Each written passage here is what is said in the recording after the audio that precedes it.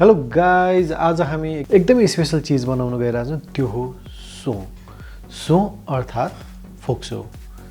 यस, आज हामी खसीको फोक्सो, जसलाई नेवारीमा सो भन्ने गर्दछ, त्यसलाई हामी भरेर एकदमै स्पेशल आइटम बनाउँछौँ।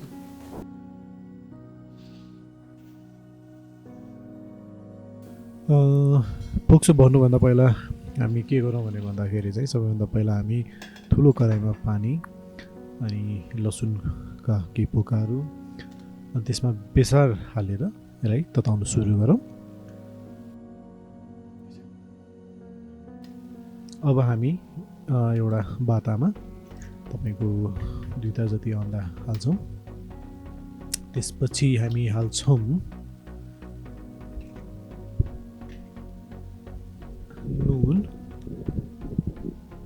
नुन चाहिँ आफ्नो स्वाद अनुसार। त्यसपछि हामी हाल्छौँ नुन अनि त्यसमा हामी चाहिँ नि यो जिरा र धनिया मिक्स भएको धुलो त्यो पनि 2-3 चम्चा जति हामी हाल्छौँ। अब यसमा हामी हाल्छौँ मैदा हालिसकेपछि हामी यसमा चाहिँ नि थोरै मात्रामा सुरुमा पानी हाल्छौँ। त्यो चाहिँ किन भनेर भन्दाखेरि चाहिँ एकैचोटि हामी धेरै पानी हाल्यो भने चाहिँ यो जुन मैदा छ पानीमा राम्रोसँग घुल्दैन र यसले चाहिँ कस्तो भने गिर्खा आउने हुन्छ, जसले गर्दाखेरि चाहिँ हामीलाई फोक्सो भन्नमा चाहिँ समस्या दिन्छ। त्यही भएको भएर चाहिँ हामी थोरै मात्रामा पहिला पानी यसमा हालौँ र यसलाई मजाले पहिला एकदमै फाइन पेस्टमा यसलाई मुसौँ। यसरी हातले मजाले बातामा घोटी यसलाई मजाले हामी फाइन पेस्ट बनाऊ र यो फाइन पेस्ट भइसकेपछि अब हामी यसमा हालौँ पानी।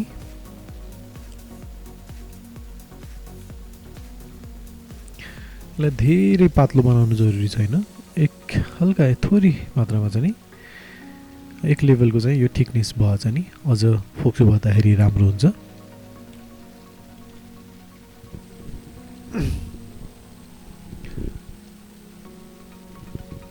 यो मजाले घोलिसकेपछि अब हामी सुरु गर्छौँ फोक्सो भन्न। फोक्सो भन्नको लागि चाहिँ मैले यहाँ लिएको छु प्लास्टिकको ब्याग। यदि तपाईसँग यस्तो खालको प्लास्टिकको ब्याग छैन भने तपाईँ चाहिँ कसो भने तेलको जुन प्लास्टिक ब्याग हुन्छ त्यो पनि मजाले युज गर्न सक्नुहुन्छ, त्यसले पनि मजाले फोक्सो चाहिँ भर्छ। यो ब्यागमा मैले हालेँ हाम्रो जुन यो झोल जुन हामीले बनाएको छौँ।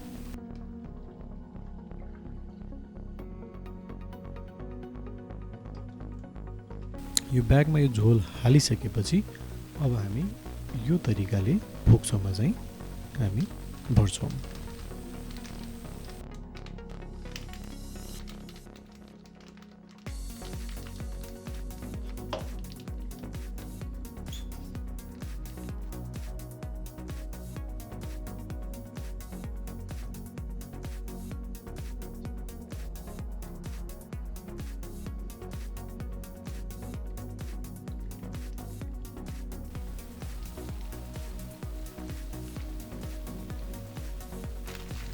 फोक्सो भरिसकेपछि चाहिँ अब हामी यसलाई लक गर्छौँ यो तरिकाले, ताकि भित्र भएको हाम्रो जुन मैदा मसलाको जुन लिक्विड छ त्यो बाहिर जाओस्। यसरी लक गरिसकेपछि अब हामी जुन अघि हामीले तताएर राखेको थियो पानी त्यसमा हामी हाल्छौँ। यो मैले तपाईँको चाहिँ कसो भने पानी चाहिँ हाफ मात्र डिप गरेको छु, त्यसै कारणले गर्दाखेरि चाहिँ हामी यसलाई चाहिँ कुनै एउटा बाटाले छोपिदिन्छौँ ताकि चाहिँ स्टिम जुन चाहिन्छ त्यसले चाहिँ अर्को पनि पाकिरहोस्। यो हेर्नुहोस् हाम्रो मजाले फोक्सो अलमोस्ट पाकिसक्यो, तर यो बेसारको जुन कलर छ यो हाफ मात्र बसिराखेको कारणले गर्दाखेरि फेरि यसलाई चाहिँ जुन अप्पर पार्ट छ त्यसलाई चाहिँ बेसारको पानीमा डुबाएर फेरि एकैछिन म यसलाई बोइल गर्छु।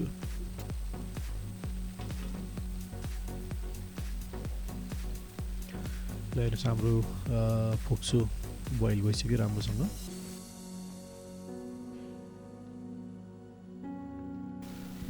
यो अलि फोक्सो अलि चिसो भइसकेपछि अब हामी यसलाई चाहिँ नि आफूलाई मनपर्ने डिजायर साइजमा कटिङ गर्छौँ।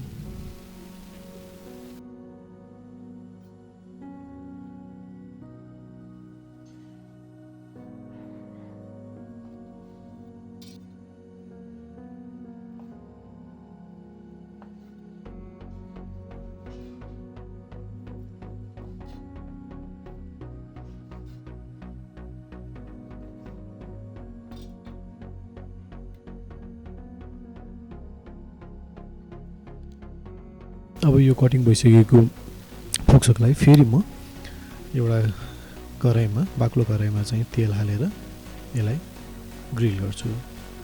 ग्रिल गर्दाखेरि चाहिँ तपाईँको आगोको जुन हिट छ त्यो चाहिँ मिडियममा राख्नु होला र यसलाई मिडियम हिटमा अलि लामो समय मजाले हामी ग्रिल गरौँ।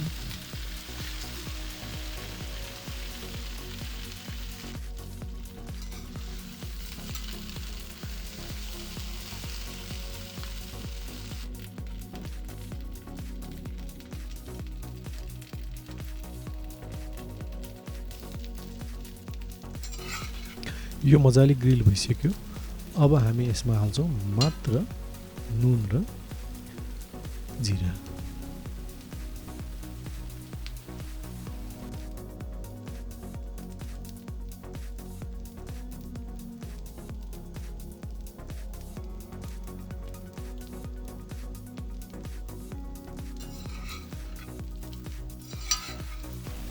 अनि हाम्रो टेस्टी फोक्सो रेडी भयो।